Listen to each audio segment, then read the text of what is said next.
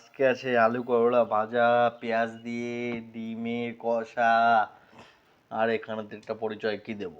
ব্যাস, এই তো আজকে মেনু এটাই আছে, এটাই খাবো। ঠিক আছে, ওকে, স্টার্ট করছি কলা ভাজা দিয়ে। তুই দেখতে তো ভালোই লাগে আমার। আর এই গরমে তিতা খাওয়া সবারই দরকার শরীরের পক্ষে।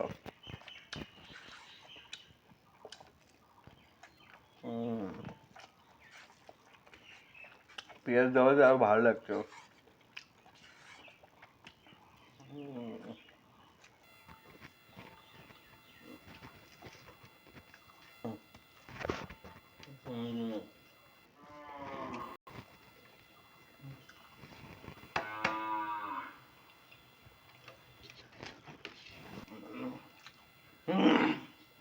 শেষ।